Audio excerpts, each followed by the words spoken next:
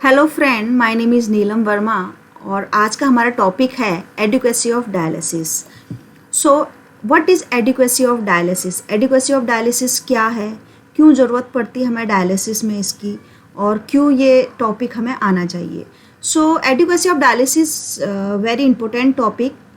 सो इससे हम एडिक्वेसी क्या होती है, एडिक्वेसी से हमें ये पता चलता है कि हमारे पेशेंट की जो डायलिसिस आज आपने की है वो कितना इफ़ेक्टिव हुई है, डायलिसिस अच्छी हुई है नहीं हुई है, तो इसके बारे में हम पता करते हैं। सो आप जैसे कि इस पीपीटी में देख सकते हैं, adequacy of dialysis refer to how we remove, कितना आज हमारा टॉक्सिन्स रिमूव हुआ है, वेस्ट प्रोडक्ट रिमूव हुआ है, जिससे कि पेशेंट को आफ्टर डायलिसिस कितना रिलीव हुआ है, उसकी डायलिसिस अच्छी हो रही है नहीं हो रही है। सो ये सब कुछ चेक करने के लिए हमें एडिक्वेसी चेक करनी पड़ती है। सो हम कैसे मेजरमेंट करते हैं, हम कैसे चेक करते हैं कि हमारी आज की जो डायलिसिस है वो अच्छी हुई है नहीं हुई है पेशेंट की, इसको पेशेंट भी हमारा चेक कर सकता है। सो उसके लिए हमारे पास दो फार्मूले हैं जिनको कि आपने सुना होगा और किया भी होगा। That is urea kinetic modeling, UKM, KT/V and urea reduction ratio. So दो फार्मूले हमारे पास यहाँ पर है, KT/V and URR, urea reduction ratio. तो हम वन बाय वन इसको देखेंगे। सो सबसे पहले ये है that is what is KT/V। आपने बहुत बार सुना होगा KT/V क्या है, आपने अपनी मशीन में भी इसको लगाया है। सो K it means urea clearance of dialyser, ml पर मिनट, और R, राइट। सो K का मतलब है इस फॉर्मूले में कि हमारे जो यूरिया का क्लियरेंस जो डायलाइजर है उससे हमारे 1 मिनट में या घंटे में कितना यूरिया हमारा क्लियरेंस हो रहा है। दैट इज ये डिपेंड करता है हमारा पोर साइज़ में, स्पेसिफिकेशंस पे डायलाइजर के एंड डायलाइजर के सरफेस एरिया में। जितना अच्छा सरफेस एरिया होगा, जितना अच्छा पोर साइज होगा, सो उतना अच्छा क्या होगा, हमारी डायलिसिस अच्छी होगी। सो दूसरा है T for time of dialysis, duration, कितना ड्यूरेशन है, और V फॉर होता है volume of distributed urea in the body, कि कितना यूरिया हमारा वॉल्यूम इट मीन्स कितना वाटर गेन है और कितना यूरिया हमारा आज डिस्ट्रीब्यूटेड है। सो V को हम कैसे निकालेंगे वो मैं फॉर्मूले में आपको बताऊंगी। सो जैसे कि आपको पता है यूरिया हमारी बॉडी में पूरी बॉडी में डिस्ट्रीब्यूटेड होता है। यूरिया एक मैंने इसमें ज़्यादातर दिखाया नहीं है, लेकिन यूरिया का जो मॉलिक्यूलर वेट होता है वो 60 डाल्टन है। तो 60 डाल्टन इतना कम मॉलिक्यूलर वेट के कारण वो पूरे बॉडी में डिस्ट्रीब्यूटेड रहता है, पूरे सेल में रहता है, राइट। सो उसी हिसाब से वाटर आपको पता है पूरे बॉडी में हमारे हर जगह हमारा वाटर है, 60% हमारा, 60 to 70% हमारा वाटर रहता है। सो उसी हिसाब से हमें ये वॉल्यूम हमें यहाँ पर कैलकुलेट करना होता है, जो कि मैं आगे आपको बताऊँगी। So how to calculate KT/V, हमें KT/V कैसे कैलकुलेट करना है। हालांकि इसके लिए मेरे को रिक्वेस्ट आया था कि कैसे हमें कैलकुलेट करना है, और लोग इसको बहुत कॉम्प्लिकेटेड मानते हैं, बट दैट इज़ नॉट। इसको बहुत इजी वे में हल करने के लिए मैं यहाँ पर आपको समझाने की कोशिश करूँगी। सो आप देख सकते हैं पीपीटी में, अगर हमें आपको नाम से ही यहाँ पर देखिए आप सबसे पहले KT/V। So K for clearance, T for time और V फॉर वॉल्यूम। सो हमेशा K आपको पता रहता है। जैसे अगर हमें दिया रहता है, अगर डायलाइजर का जो क्लियरेंस है K वो 300 ml पर मिनट है, मतलब 1 मिनट में 300 ml पर मिनट डायलाइजर क्या कर रहा है, डायलाइजर से होके हमारा ब्लड फ्लो या क्लियरेंस जो है वो 300 ml पर मिनट है, और टाइम हमारा आज कितना है, 3 आवर्स से है, और पेशेंट का जो वेट है वो हमारा क्या है, 70 kg है। सो हमें KT/V निकालना है, राइट। सो नॉर्मली हमारा यहाँ पर जो K है, क्लियरेंस 300 ml दिया हुआ है, और T है 3 आवर्स। तो आवर्स को आप यहाँ पर देख सकते हैं, आवर्स को आप क्या कर सकते हैं, मिनट में हमें चेंज करना है। सो यहाँ पर आपने देखा जैसे T हमारा टाइम जो है वो हमारा देर का है 3 आवर्स, तो 1 घंटे में 60 मिनट्स होते हैं, राइट। आप यहाँ पे देख सकते हैं 1 घंटे में कितना होता है, 60 मिनट होते हैं, तो 3 घंटे में हमारा 180, राइट। तो 60 × 3 आपने किया तो 180 मिनट, मतलब हमारा जो टाइम है वो अगर हम इसको मिनट में चेंज करेंगे तो 180 मिनट्स है।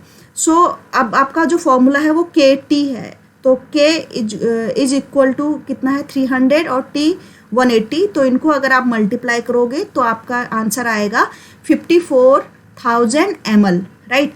और ml को आप लीटर में चेंज करने के लिए आप क्या करोगे, यहाँ पर देखिए 54,000 ml अपॉन आप यहाँ पर 1000, लीटर में चेंज करने के लिए हमेशा आपको 1000 से क्या करना पड़ता है, उसको डिवाइड करना पड़ता है। सो आपका यहाँ पर 30 से 30 यहाँ पर कट हो गया। अगर आपकी मैथ बहुत वीक है तो उस हिसाब से मैं आपको बता रही हूँ, तो आपका 54 लीटर्स यहाँ पर क्या आएगा, आंसर आएगा। तो के टी आपका निकल गया 54 लीटर, राइट। मैं इसको फिर से आपको एक बार रिवाइज करा रही हूँ। नॉर्मली के हमारा 300 ml पर मिनट यहाँ पर दिया गया है, राइट। टी हमारा टाइम हमारा 3 आवर्स दिया है, आवर्स को हमने पहले हमेशा हमें मिनट में लेना होता है, तो हमने 1 घंटे में 60 मिनट होते हैं, तो 60 × 3 180 मिनट यहाँ पर आ गया। फिर हमने अब के टी हमें सबसे पहले इस फॉर्मूले में के टी निकालना है, तो के इंटू टी, राइट। सो के हमारा 300 है और टी आपने अभी यहाँ हमने चेंज किया 180 मिनट हो गया।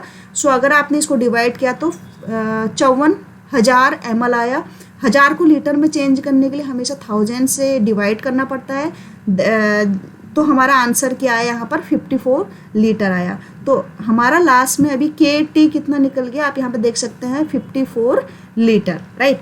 अब हमारा जो फॉर्मूला है के टी बाई वी में के टी हमारा कितना निकल गया 54 लीटर। सो हम दूसरी पीपीटी में चलते हैं। सो पेशेंट का वेट आप तो अब हमें क्या निकालना है, वी निकालना है। वी निकालने के लिए, वॉल्यूम निकालने के लिए हमें पेशेंट का वेट पता होना चाहिए। तो पेशेंट का वेट है 70 kg, राइट। तो 70 kg वेट है। अब ये वी कैसे कैलकुलेट करता है, मैंने अभी पहले भी आपको बताया है कि नॉर्मली हमारा जो जितना भी आज पेशेंट का वेट है 70 kg, उसका हमारी बॉडी में उसका 60%, 60 to 70 बोलते हैं वैसे, लेकिन अभी हम 60% हमारा क्या होता है, वाटर होता है। नॉर्मली एक्चुअल वेट जितना, अगर सपोज आपका वेट 50 kg है तो उसका 60%, उस 50 kg वेट में भी 60% हमारी बॉडी में क्या रहता है, वाटर रहता है, राइट। सो नॉर्मली इस पेशेंट जो है उसका वेट 70 kg है, तो 70 × 60/100, राइट। इज अगर हम ये रखेंगे तो इज इक्वल टू, इसको कैलकुलेट अगर आप करोगे तो 42 लीटर्स आपका आएगा, राइट। तो ये 60% है, तो परसेंटेज निकालने के लिए 60/100, इसलिए यहाँ पर मैंने 60/100 लिखा है, राइट। सो जो वॉल्यूम है वो आपका 42 लीटर्स आ गया है यहाँ पर, राइट। सो नॉर्मली अब आपको के टी आपका, अब हम जो हमारा फॉर्मूला है के टी बाई वी, राइट, आप यहाँ पर जाइए। के टी बाई वी हमारा कितना आ गया, 54 पहले से था, और वी आपका वॉल्यूम अभी आया है कितना है 42। सो के टी बाई 42 आप इसको डिवाइड करेंगे वी से, तो ये आएगा 1.3, राइट। सो नॉर्मली जो के टी बाई वी का मेजरमेंट है वो नॉर्मली 1.2, राइट, ये नॉर्मल है। और अगर एक स्टैंडर्ड के अकॉर्डिंग, अगर यूएस यूके में एक स्टैंडर्ड के अकॉर्डिंग अगर 1.2 से अबव जाता है, so it will be good dialysis, right. और अगर हमारा 0.8 से डाउन जाता है तो आपकी डायलिसिस इतनी इफेक्टिव नहीं हुई है। तो नॉर्मल जो रेंज है वो के टी बाई वी, और ये एक इसका कोई यूनिट नहीं होता है, राइट। सो दूसरा हमारा तो आपका के टी बाई वी निकालना यहाँ पर आ गया। अगर आपको अभी भी नहीं आया है तो प्लीज़ मैसेज मी, सो मैं उसको आपको पर्सनली या नॉर्मली आप उसमें कमेंट करिए, मैं उसका आंसर आपको ज़रूर दूंगी। दूसरा हमारा है कि हमें कैसे URR, this is very easy, इसको हमारे पेशेंट खुद भी और आप लोग भी आराम से आप इसको कैलकुलेट कर सकते हैं। यूरिया रिडक्शन रेशियो कि कितना नॉर्मली हमारा यूरिया आज कितना कम हुआ है। सो इसके लिए आपको सैंपल लेना होता है पेशेंट का कि डायलिसिस से पहले कितना यूरिया था, डायलिसिस के बाद ब्लड यूरिया नाइट्रोजन या यूरिया कितना था, डायलिसिस के बाद यूरिया कितना है, राइट। तो इसके लिए एक फॉर्मूला आप यहाँ पर परसेंटेज, क्योंकि ये परसेंटेज में इसका आंसर निकालना होता है कि कितना % आपका आज यूरिया डिडक्शन हुआ है, राइट। सो आप pre dialysis urea minus post dialysis urea upon pre dialysis urea into 100, right. So आप इस फॉर्मूले से भी इसको निकाल सकते हैं। लाइक जैसे एक पेशेंट है, उसका जो डायलिसिस से पहले आपने यूरिया सैंपल दिया और यूरिया उसका निकला 100 mg पर डेसीलीटर और पोस्ट यूरिया उसका 40 mg निकला, मिलीग्राम निकला। सो आप इस फॉर्मूले में पुट करेंगे, प्री था 40 एंड अभी पोस्ट है प्री था 100 और पोस्ट है 40। सो आप इसको देन अपॉन 100 इनटू आप 100। सो URR यूरिया रिडक्शन रेशियो आपका, आप इसको कैलकुलेट कर सकते हैं। सो आपका आया 60%। तो normally better dialysis URR should be for a better dialysis URR should be more than 60%। अगर आपका 65%, 70, 90% आ रहा है, इट मीन्स आपकी डायलिसिस बहुत कम हुई है। लेकिन अगर 60% से कम 50% आया, 40% आया, तो आपकी डायलिसिस क्या होगी। लाइक आप यहाँ पर सपोज प्री एंड पोस्ट पे डिपेंड करता है कि आपकी प्री डायलिसिस कितनी है, पोस्ट डायलिसिस कितनी है, राइट। सो पोस्ट डायलिसिस में यूरिया कितना था, प्री डायलिसिस में यूरिया कितना था, इससे ये डिपेंड करता है, right. So thank you so much students and my friends. अगर आपके कोई क्वेरी है तो प्लीज़ आप मुझे कमेंट कीजिए और उसको मैं हल करने की कोशिश करूँगी। Thank you so much.